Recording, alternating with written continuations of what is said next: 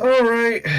How's it going, guys? We're all doing good stuff here. We're gonna just be looking at some videos real quick. So we're just gonna be sitting back, chilling, relaxing, making all cool. It's like I can't think of the rest of the fucking song. Yeah, it's in my head, but I can't say it or sing it in this case. So yeah. Either case, let's again get into this. Let's get my dumb ass into this. Let's do it. Do it. Do it. Ambient mode. Don't do shit. Might as well. Let's do it. Yes.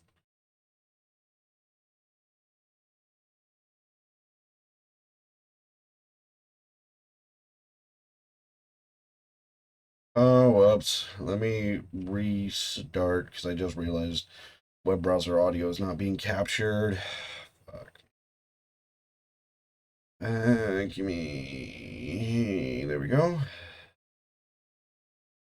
Fuck me. Let's try that again. We don't get to see many portrayals of There we go. That's working better. Yeah. Hey, stop it. Stop it. All right. Let's try this again. Let's get into this and see what Hawkeye gets right about disability representation in media. we don't get to see many portrayals of disabled people in media, which is odd considering about 15% of the entire world is disabled. And almost everyone will experience a disability at some point during their life, even if only temporarily. When a disability is shown, it tends to just be used as a plot device, usually serving as some form of obstacle to be overcome or fixed. And to be clear, I'm not saying stories that do this are always bad, but it did make this scene in Hawkeye really stand out. You rely too much on technology. Well, my go-to weapon is two sticks and string. No, she means your hearing aid. Ah, You might find you're better off without it. We have Hawkeye, who has become hard of hearing, confronted by Maya, who is deaf. And she is chiding him for relying on technology to fix his disability. So in this video, I want to talk about the importance of disability representation in media and why this scene is so significant. Before we get started, I want to make it clear that I have a limited understanding of the deaf community, so please don't hesitate to correct me if I get something wrong. I'm not an expert by any means, and what I do know is informed from listening to deaf people online, a little bit of research, and my own experience being disabled. For example, I see a lot of similarities between the deaf community and the ideals of neurodiversity. Just what's coming is hard to say. I don't know. Yeah, before he gets into this, I just want to say that I just completely agree that media sucks at portraying disability. Like my disability personally is autism and ADHD, and media fucking is shit at that. Like right now, there's this fucking TV show where there's this autistic doctor, and it's really painful because the autistic doctor acts over the top autism for the camera. Like this doctor doesn't just have autism; they have super mega ultra giga autism. Like it's autism that is off the charts. It is autism that is nearly fatal. Like this is like autism that makes other autists like myself go, "Oh my god, that guy's autistic." Like this guy's autism is played so fucking high up for the camera. It is excruciating to watch. And so that's what gets me. Like that's what gets me. Also, many times, nearly like 99% of the time, autistics and ADHD people are played in media by actors who are not autistic or ADHD, but they'll defend themselves by saying that they have a friend or a brother or a sister or a cousin or or a cousin three times removed, or someone that they met 12 years ago, one time at Comic Con that has autism, and so they know how autism is. They understand how it is to live with autism day in and day out because one time they met one person at a coffee shop 14 years ago that had autism. So like they do that instead of actually casting someone with actual autism as the autistic role. Like, in my opinion, I completely agree with the disabled community. That, you know, I completely agree with the disability community that there should be a law that the only people that can portray disabled people are disabled actors with that specific disability. Like, if you want to portray someone, if a character is written to be autistic, then by law it has to be played by an autistic actor, right? If a character is ADHD, it has to be someone who has ADHD. If there's someone who has both autism and ADHD, like I have, then same thing. You like, and do not tell me that Disney, multi-billion-dollar worldwide company Disney, cannot cast, cannot, they don't have the money or resources to spread their little tentacles throughout the world and find one autistic actor. There's not one that the multi-billion-dollar company of Disney can find. Fuck off. So yeah, right? Because it's really disgusting and annoying that we live in a society where a white guy putting on blackface is considered offensive, but basically the same thing happening but for the disabled community is not. Like, it's fine for someone who can walk to portray, to portray a paraplegic, right? You can walk day in and day out, but your character is paraplegic, so you just get the wheelchair, right? And that's fine. We don't even blink at that. But if that actor who's white puts on blackface, then his career's over. Right? Bullshit. His career should be over for sitting in that fucking wheelchair when he doesn't need it. Right? Only paraplegics should be able to play paraplegics. Only autistic people should be able to play autistic characters. Right? And this is the same thing for even animation, right? Because the reason why I say this is because it's not just the actors being in the recording booth for someone who is autistic in like a cartoon or something. It's more the fact that they're in the room and they can push back on stuff that is obscenely offensive, that the people who don't have autism wouldn't know is offensive. Because again, they don't have autism. They're not in the autistic community. They have no idea what is or is not offensive to the autistic community. So of course they're going to make a joke. They're going to make this joke, that joke, this joke, that joke, and not even realize the entire time that they're basically saying the N-word, but to autists. Like, it's like, can we just get voices in the room to push back and say, yeah, no, let's not do that, or yeah, no, I'm not recording this line because that is highly offensive to people with autism like myself. Before talking about Hawkeye, let's look at some other examples of disability in media, starting with earlier phases of the Marvel Cinematic Universe.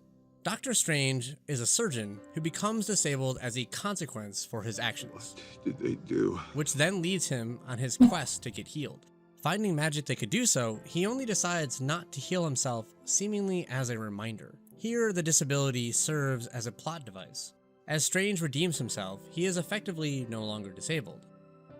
Another example is Daredevil. When he becomes blind from an accident that spills chemicals onto him, he is also granted super senses. These new abilities go beyond what your average person can do with sight.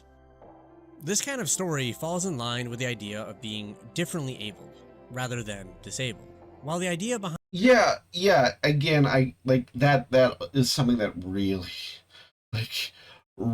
grinds my gears, is that there is that in fictional media, nobody is disabled. Nobody is truly disabled. They're just differently abled, right?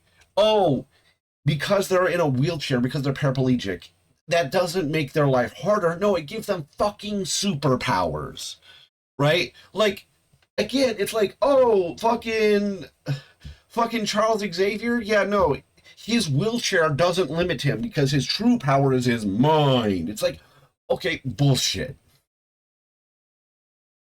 Bullshit, right?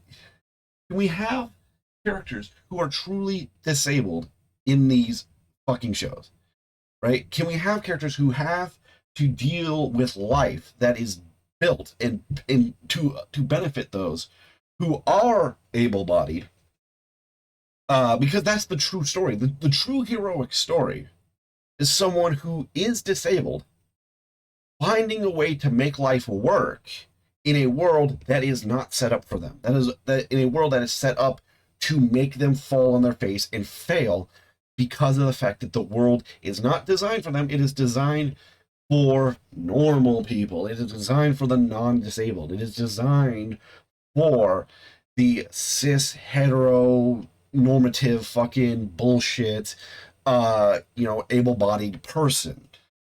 That's what it's for, right? The world that we live in is designed for people like Elon Musk. It is not designed for someone who's in a wheelchair. That's why if you go to even the White House, they had to spend years and decades fighting and suing things like the White House to even get wheelchair accessible entrances and exits in places like the White House, because when they first built it, they never once even thought to include such a thing, because why would they? Everyone that goes in and out of the White House has working legs. So why would they build the White House with wheelchair accessibility? Because everybody has fucking legs, right? There's not a single person in the world that has non-functioning legs. Oh wait, there are.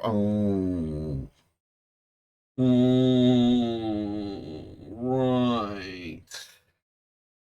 And those people with non-functioning legs might be veterans who lost them, fighting for this country. But hey, fuck them, because the White House is only accessible to people with working legs. If you're in a wheelchair, fuck you.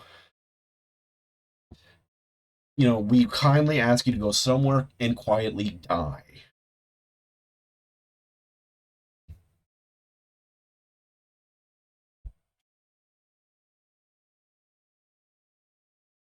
It's just super annoying. Behind the phrase differently abled may be well intentioned as far as trying to celebrate the wide range of human experience, it also is tied to this idea of learning to overcome and or make something of your disability, which we definitely see with Daredevil as well as lots of other media. For example, the autistic genius trope. These types of stories have an implication that disability is okay so long as you can make use of it. Turn your supposed weakness into a strength kind of thing. Unfortunately, this can feed into the idea that if you're unable to do so, then you've somehow let your disability define you or hold you back. As if you're taking on some sort of victim mentality versus recognizing your own limitations due to your disability. I'm not saying don't like these stories, I like a lot of them. My issue isn't really the stories themselves, and more that they're some of the only ones we see. The over-reliance on the same tropes or stereotypes creates or reinforces misconceptions and unhealthy attitudes. We most likely are going to take what's shown in the media as some form of truth. Like, even if we know a topic must be more complicated than what has been shown to us, without actively researching it ourselves, the media is going to affect our thoughts on it. And it's not realistic to research everything that comes up. So, unless we have personal experience with the specific disability portrayed, we aren't going to notice how the media influences us around it. This is part of the reason I want to encourage engaging media with a deeper understanding when it comes to disability, because I know before a few years ago, these are things I would not have considered at all. So now, let's look at some other forms of media which are about deafness. You've probably seen some form of inspirational video in the past titled something like, "Baby hears first sounds," or "Baby hears mother's voice for the first time." For the first time in 6 months, baby can listen to her mother's voice. Who doesn't want to be excited for a baby having a positive experience? But the cochlear implant being used here is actually pretty controversial in the deaf community. Yet we never really see that viewpoint earnestly. In this awful episode of House, when deafness is mentioned as a culture, it is immediately shot down with a quip from Foreman. Anything I can simulate with a $3 pair of earplugs is not a culture. In Scrubs, we at least get a little bit of empathy for the dad who doesn't want a cochlear implant for his son. You know what's weird? He doesn't seem like a bad dad. He really loves that kid. But ultimately, both of these shows or the inspirational baby video imply there is only one correct option. They're basically saying don't you want baby to be happy? At least I know that was my takeaway when I first saw these. Well, it's less, don't you want baby to be happy? It's more, don't you want baby to be normal? Normal. Because being abnormal in our culture is wrong. Like, if your baby is abnormal, then our society wants that baby to die. I'm sorry, let me just come right out and just say the harshest of things. If you are abnormal, our society wants you to die. Are you gay? Then you gotta die. Are you trans? Then you gotta die. Are you black? Well, you gotta die. Let's be honest. Like, if you're not cis, heterosexual, white, and rich and landowning, then hurry up and die. Because this is what our society is all about. We want you to have cochlear implants. We want you to have all these things because we want you to be what we expect all humans to be, which is the exact same. We all expect all humans to come out of the birth canal like clones from a master copy. We cannot accept differences. Differences scare us, so we must destroy all differences as quickly as possible. We must destroy creativity and differences and individuality as quickly as we possibly can. Bury it, bury it, bury it, destroy it. Oh, you have a deaf child? Then you have to give them cochlear implants because the normal human being is not deaf. And if you have this child go throughout their entire life being deaf and happy, then you're a bad parent. Because the truly good parent would force normalcy on that child against that child's wishes, if so be it. Right? This is why we're fighting this whole thing with the trans thing, is because of the fact that trans and the trans community are different than the normal, and so therefore must be destroyed as quickly as possible. Because only the normal must live. And who gets to decide what is normal? Who gets to decide that? Oh, don't you know? Conservative white men. They decide what is normal. Don't you understand that? You live in America. Don't you understand that it is the thankless job of the conservative white beer-bellied man in Montana in a trailer park that gets to decide what is and what is not normal. The conservative white man with a beer belly, beating his wife and watching Fox News, that's the person who is the absolute exemplar of what is normal. And anything that's deviant of that must be squashed and destroyed as quickly as possible. I got to feel self-righteous, feeling I knew the right thing to do, and it was laughable some deaf people would make such an irrational decision. And I had lived around a large deaf community before. So let's actually talk about that other perspective. And it may smell, but we like that scent. Yeah, thank you. I just want this to remain on screen for a hot second. I just want you all to take this in while I go on a bit of a rant. Disability doesn't need a cure. Disability does not need a cure.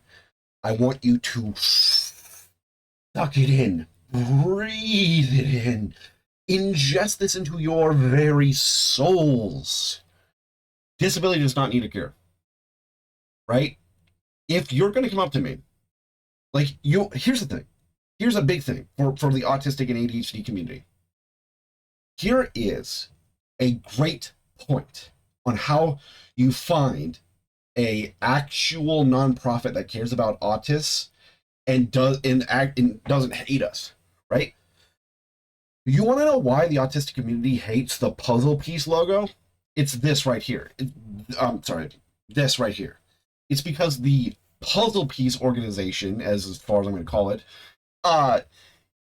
they look at autism as something to be cured, something to be eradicated. And it goes back to my previous rant about being normal. It's because your autistic child is not normal in the conventional sense, so they must be cured. They are abnormal and must be cured.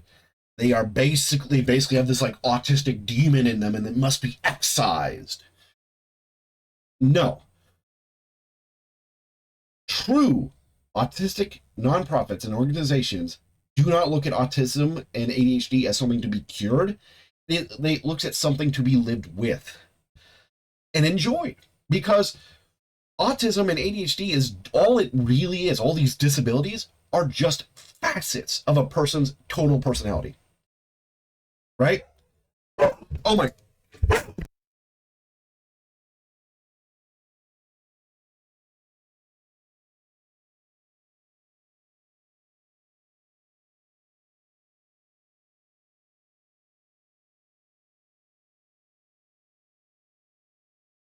Sorry, my dogs are barking. You're going to hear them. But yeah, autism and ADHD are parts of my personality. If you were to cure my autism and ADHD, I would be an entirely different person. I would be legally the same name. I would have the same name on my birth certificate. I would have the same name on my driver's license, but I would not be me. I would be an entirely different person. It would basically be like you took my brain and put somebody else's brain inside me, all because you cured my autism and ADHD. Right? Because autism and ADHD literally affect your personality. It literally affects the way you think on a fundamental level. The way I think on a very fundamental level is in no small part because of my autism and ADHD. And so if you were to cut that out of me and cure it, a very base fundamental level of my personality is what you would have cured. And people don't think about this. People who, like normal people who don't have disabilities, who are neuronormal or whatever, like they only think of it from their perspective. They never think about it from the disabled person's perspective. And so, yes, I want people who are normal, or at least normal in our society, to suck that in, to really suck those words in. Disability does not need a cure. Fuck off with that shit.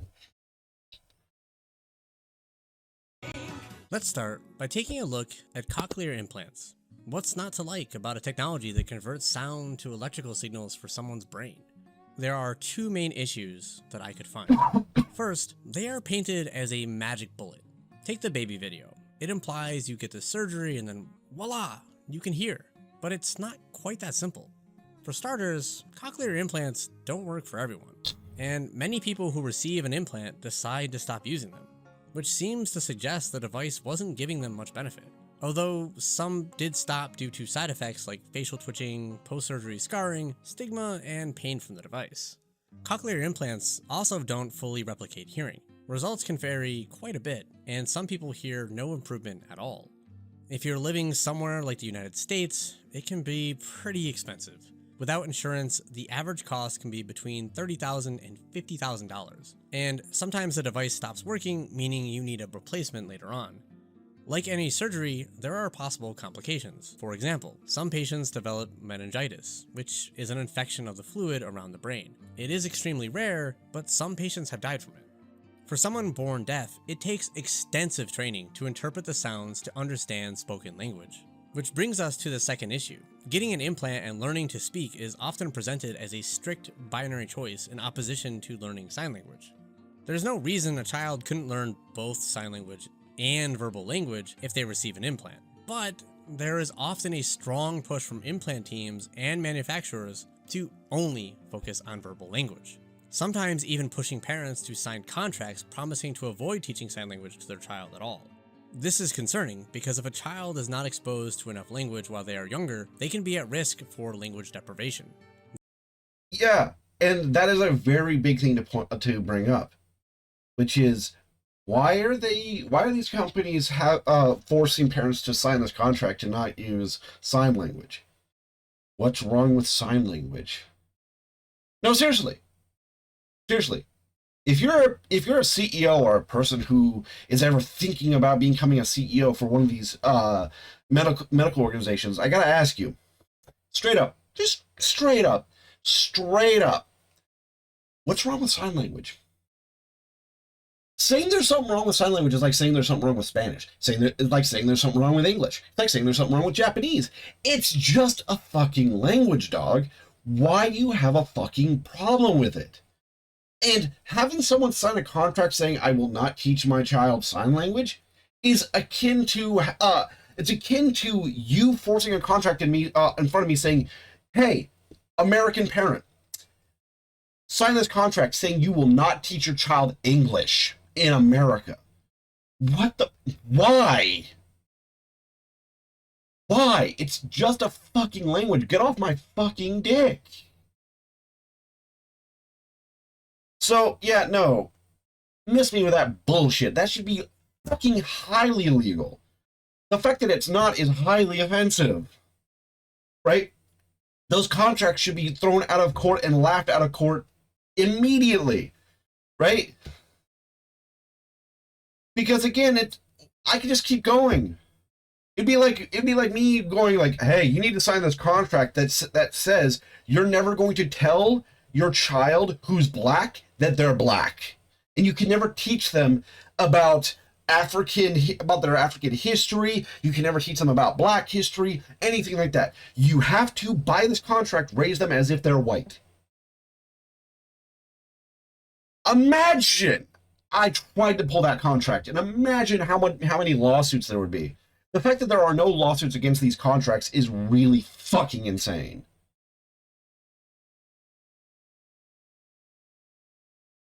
This affects their cognitive skills, mental health, and more. Learning sign language removes that risk and is easier to start with since it won't take as much intensive training as verbal language with implants. Most parents will struggle to find the time to get enough training in and will not have the money to get additional help. And I want to emphasize, I don't think this is the fault of most parents. When you consider that 96% of deaf children are born to hearing parents, we have to understand that they will likely be stressed and completely out of their depth in what to do. So if parents... You know what? You know what I say to that sort of thing? If you're the type of person who gets stressed out because your child was born or post-birth given this, however the case, they're disabled now. Right? They have a disability. And you're a parent. And you're stressed from this. I gotta say, fuck off and die. Fuck off and die. Because the reason why you're stressed, let me just point this out as clear-cut as I can be. The reason why you're stressed is because of the fact that you're focusing on your emotions over your child's. You care far more about your own mental well-being than your child's. You care about your own well-being over your child. You don't, in this situation, the reason why you're stressed is because you care about your own well-being. Right? Because you're like, "Oh no, I have to learn sign language. Oh, boo fucking hoo. Let me play you the world's smallest violin. Oh, boo fucking hoo. You have to learn sign language so you can communicate with your child who's deaf. Oh, oh, oh. Don't have children then." Right? Because guess what? If I have a child and they're born deaf, not only would I not be stressed going to taking sign language classes to learn how to communicate with my child, I would be fucking honored by it. I would consider it a fucking honor, and a privilege, because of the fact that I'm not stressed by this at all. No, because again, it's not hard. It's fuck off, dude. Sign language is not hard to learn. It's just like anything else. It's not hard to learn. It just takes the mental willpower to want to learn it. All it takes is the mental willpower to open your mind and accept the knowledge. Because at the end of the day, if you guys pay attention to my body language, you'll know I am talking to you. I am talking to people who I am assuming have the ability to hear. And yet I'm still moving my hands. I'm still gyrating my body. All sign language is that minus the speaking part. So all sign language is this, is moving, is this. All this that I'm doing with my hands right now, that's all sign language is. All it is learning the meanings behind that, is going, okay, this specific sign means this specific sign means that. And then I can make an entire, conversation out of it once I learn the various meanings. It's really not as difficult as people think it is. And the very fact that you're stressed by having to learn sign language, fuck off. Fuck off and die. You are a horrible parent because you're putting yourself above your child. You're saying that your mental well-being is more important than your child's. That's why you want them to have a cochlear implant, because you want to be fucking lazy and use your words to communicate to them instead of having to, oh my god, learn how to sign language to them. Oh. Right? And the reason why I'm so up in arms by this is because it's the same thing as my folks, right? That my folks have never truly accepted my autism or ADHD because of the fact that every single time I even broach the topic that they read this book or watch these videos about autism and ADHD, they get offended. Because how dare they have to learn something, right? These are the same people who will watch 2-hour videos on how to repair a fucking car, but, watching a 10-minute video about some fun facts about autism is a little too much. It's too much. You just can't. Now, leave us alone while we watch a 4-hour nature documentary on snakes halfway across the globe that we'll never see. But we're not going to watch a 5-minute video about your autism. Like, this is why it pisses me off, and this is why it stings personally to me. Fuck off. No. If my child comes out and is deaf, then fuck yeah, I would be fucking proud to go learn sign language. Mainly due to the fact that I now have an excuse. The reason why I haven't learned sign language is mainly due to the fact that, let's be honest, with my autism and ADHD, I procreate on things that I don't really feel like I need to do.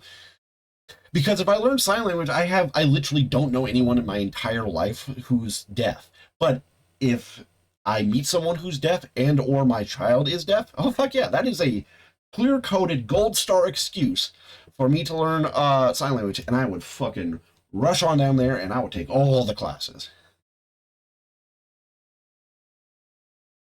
And I'd be, again, fucking happy to do it. Are informed that sign language should be a last resort and verbal language should be pursued at all costs, it's not surprising that's what they would do.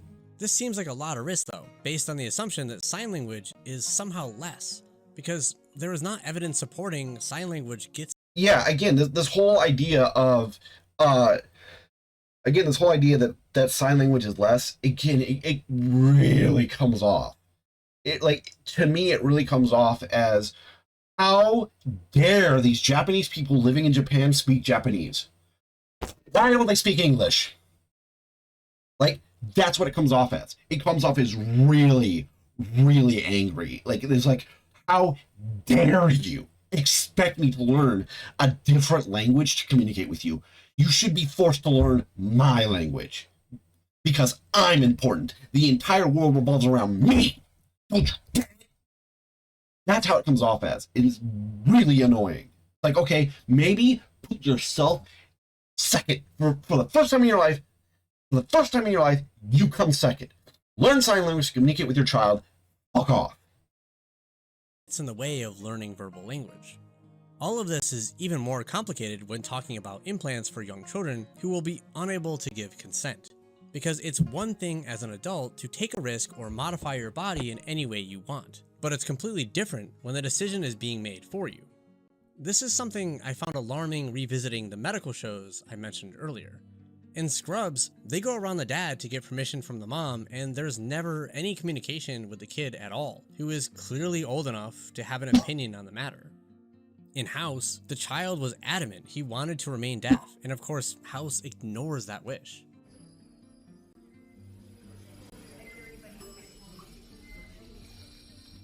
Because, it's funny when a doctor is so smart, TM, to act against the wishes of a patient. Although I suppose that is accurate since the medical industry has a huge issue with not believing patients, especially when it comes to women and black people. The show even shows the mom as being in the wrong for ever supporting her child's wishes to stay deaf, and she overrules him at the end. I'm your mother. This is my call.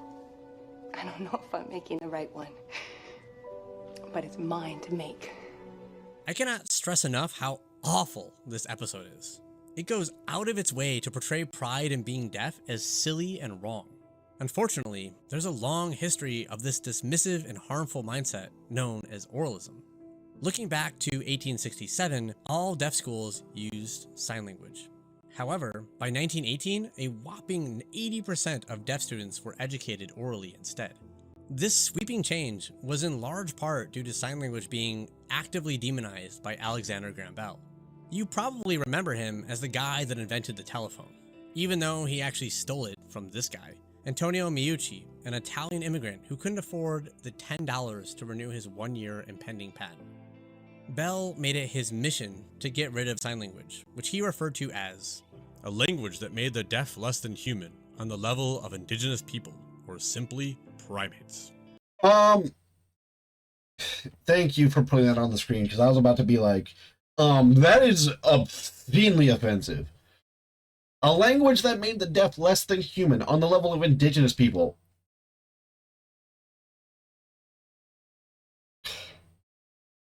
This guy's literally saying that indigenous people are less than human. What the fuck? Or simply primates. Uh-huh. So, this guy clearly doesn't fucking understand that humans are primates. Right? Like I want to take this and really just pick at this. Like, you see that silverback gorilla over there? Why is he acting like a simple primate? Because the silverback gorilla is a primate. Like, but no, he's not. He's more than that. He's like, no. Homo sapiens are a type of primate. Like, there's no de-evolution for saying humans are primates, because humans are primates. Period. End of discussion. See you next week. And indigenous people are also human. What? What?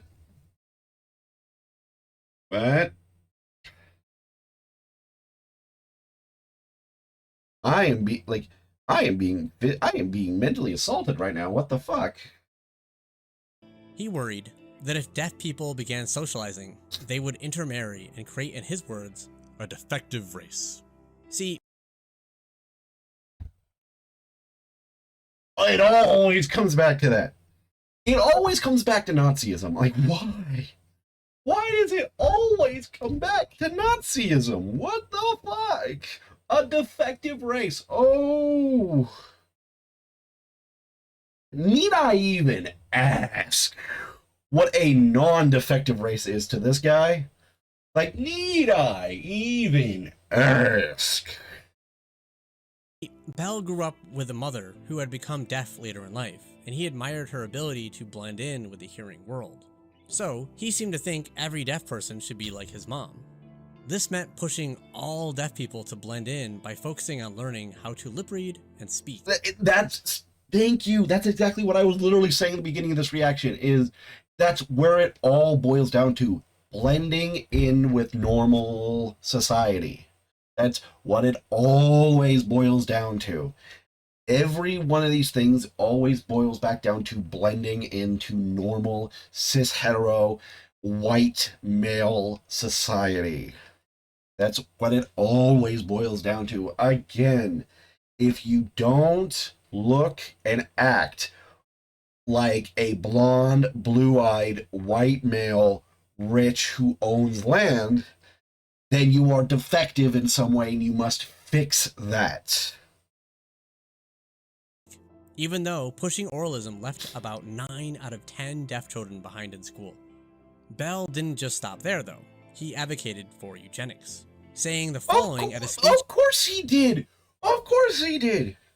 Why would you expect someone who's talking about defective races and shit not make the really tiny leap. Like we're talking a leap you could make with your pinky toe to eugenics. Like the moment you start speaking about defective races, it's literally that much of a gap to get to eugenics. I mean, why would we not expect him to? Given at the National Deaf Mute College. I am sure that there is no one among the deaf who desires to have his affliction handed down to his children. Oh, I know. It's deafness would be horrible to hand down to your child. I mean, it's whew, I mean, we can't have this now, can we?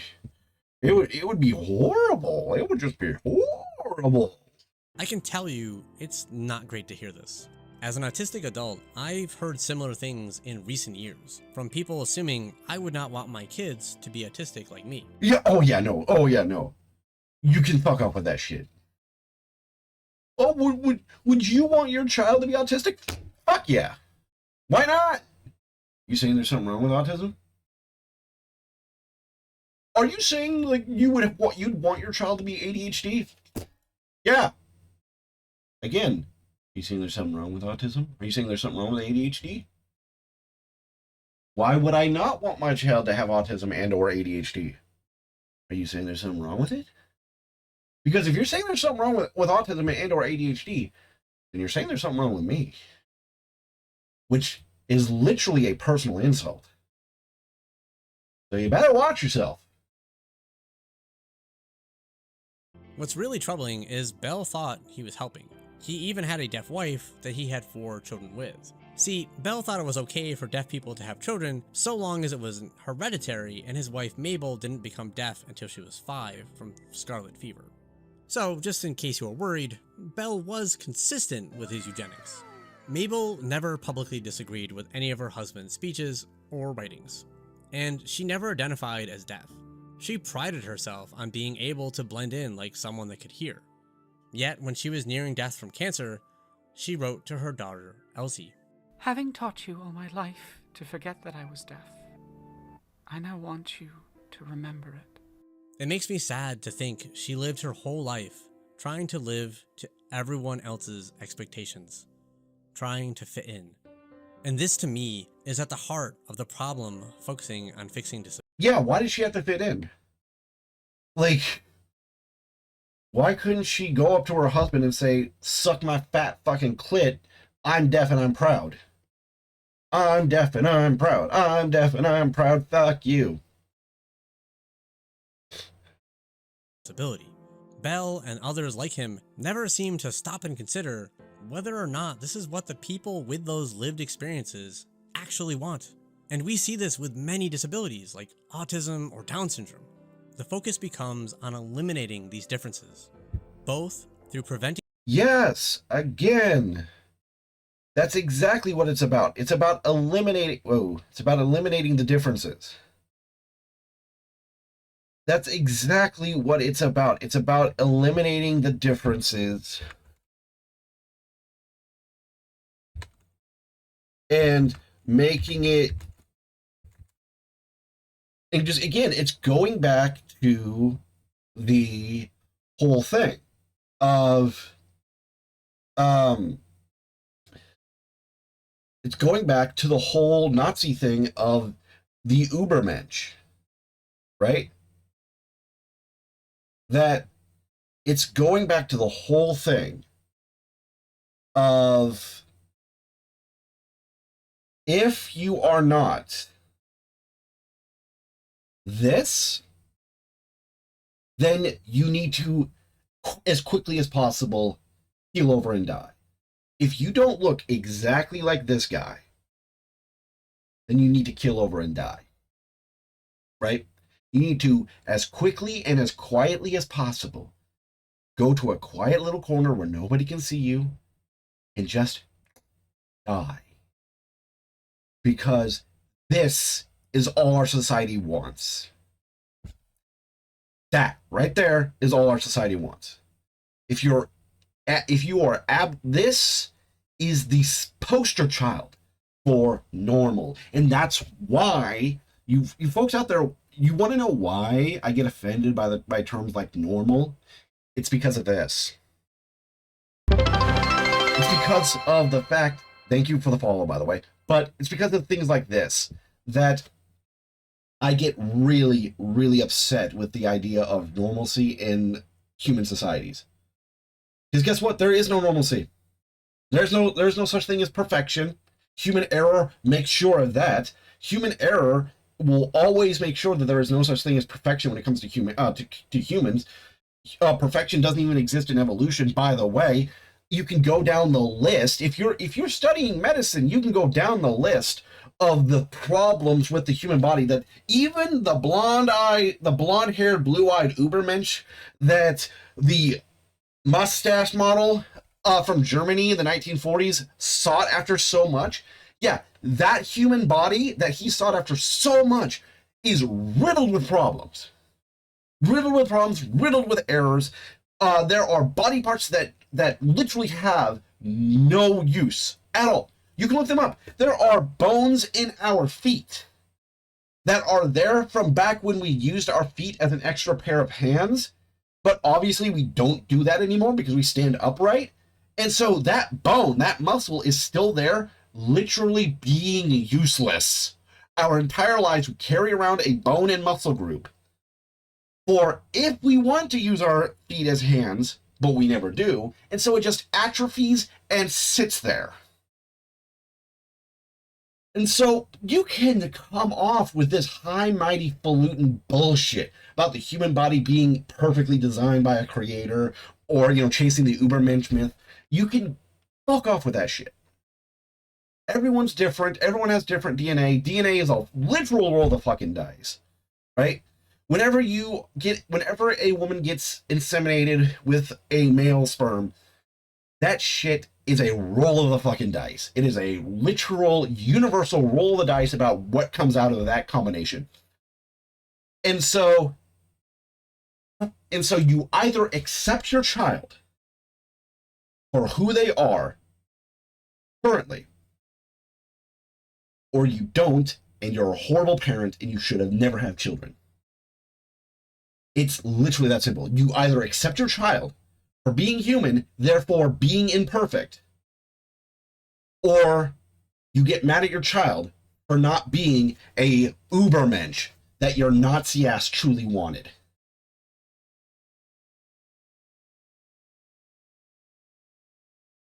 Those are your only two fucking options.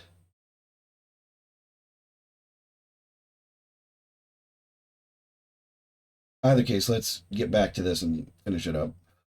Preventing future children from being born, as well as teaching those already here to blend in.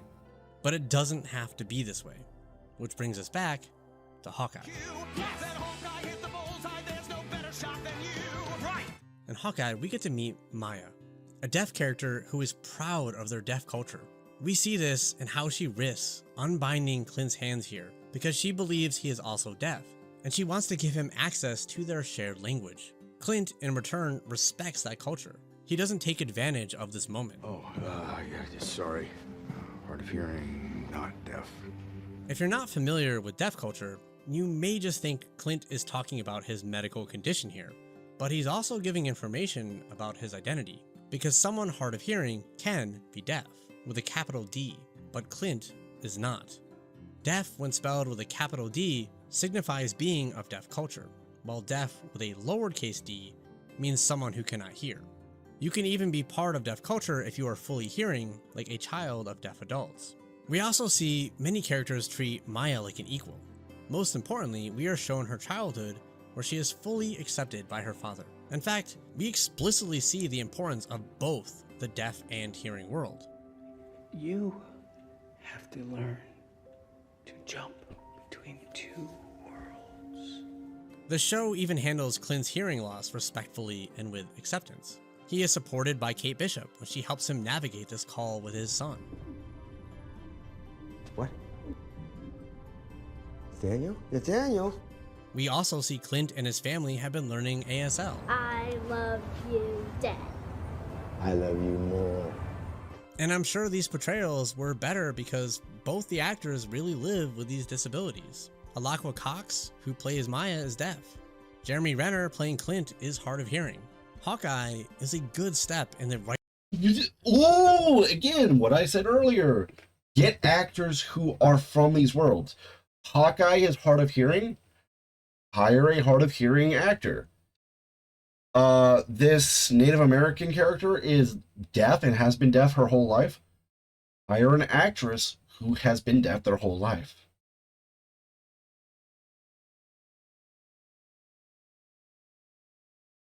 It's almost as if the answer is like right there. Oh, you write a character who's paraplegic? You're a paraplegic actor? I'm sorry. I know it's hard. It's really hard. I understand. You write an autistic character, so you hire an actor who has no experience with autism, and they just fake it.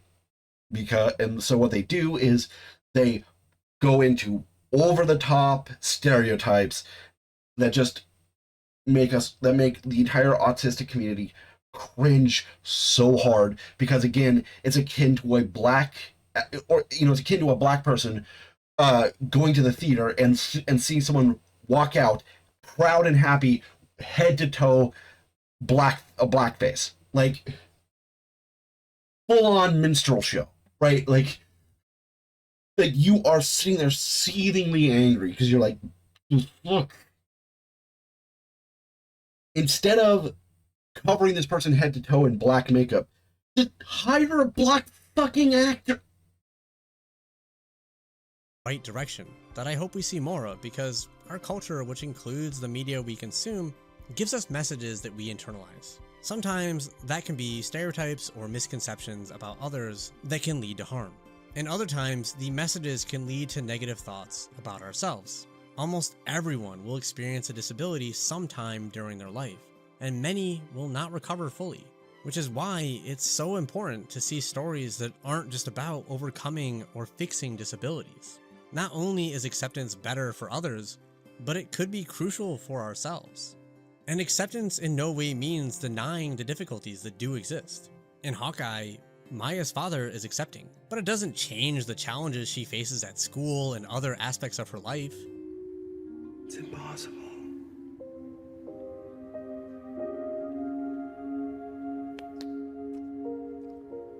Sorry. Maya feels alone, like an outsider. Clint is clearly still adapting to his hearing changing. You know I'm going to be there, like I said, right? I'm so happy to hear your voice. We can feel the frustration and desperation when he is unable to communicate the way he wants, especially to someone he loves. This is important because sometimes there is confusion surrounding identities or pride related to disabilities. People on the outside may assume this is sugarcoating disability, but not at all. Acceptance seeks to empower and allow each individual to decide what they need help with or how they want to change if possible. Acceptance of disability means centering disabled people. Rather than ignore suffering, it takes a more critical look at it.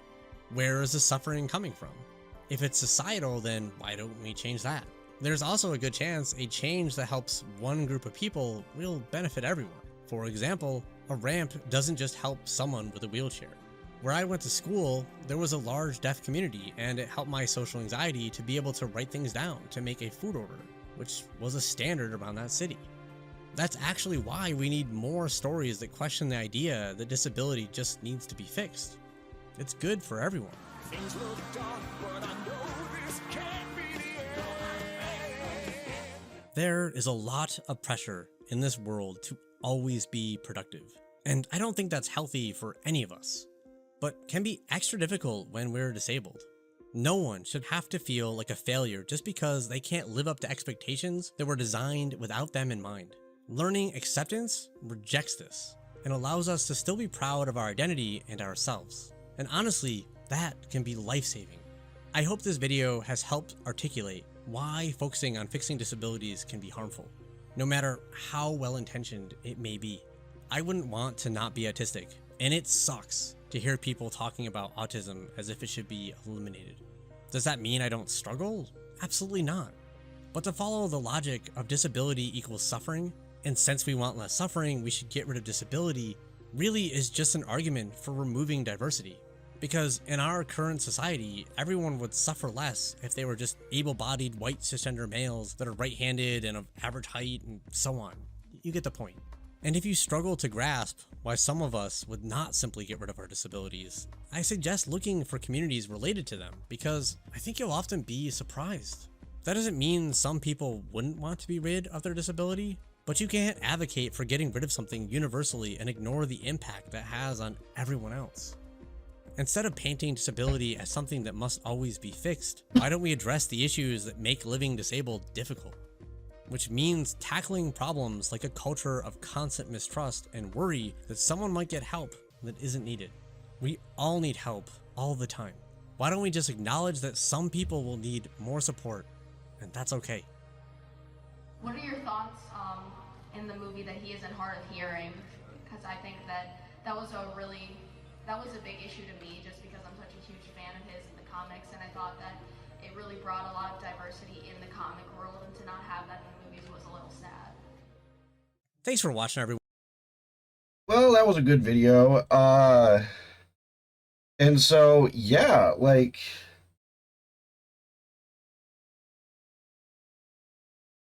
you know, it really just, again, comes off of the whole thing of, just can we just please stop with this bullshit, and and stop judging me to a standard that was never designed for people like me, right? Can we stop judging me based on the standards of someone who doesn't have autism and doesn't have ADHD, right? Like, I am sick and tired of having to jump through hoops because society expects me to live a life that was never designed for people like me to live, right? Again, it goes back to the classic example of the entire society is operating on how far up a tree a fish can climb, right? Because that's exactly what we're doing, right? Because of the fact that the people who made the test, the people who oriented society can climb trees, they are now even expecting fish to climb trees. And if they don't, there's something wrong with the fish, right? Instead of us realizing that the entire test for the fish is bullshit. Maybe instead of judging the fish with how far up a tree it can climb, we judge it based on how fast it can swim. Why don't we change the test to something it can actually achieve? But no, that would be too hard. Reorienting society so that other people could be comfortable in it is just too hard. So no, we gotta maintain the Ubermensch myth, because that's easier. It's easier to maintain what already is than change things and make them better, because that takes effort. So we can't do that.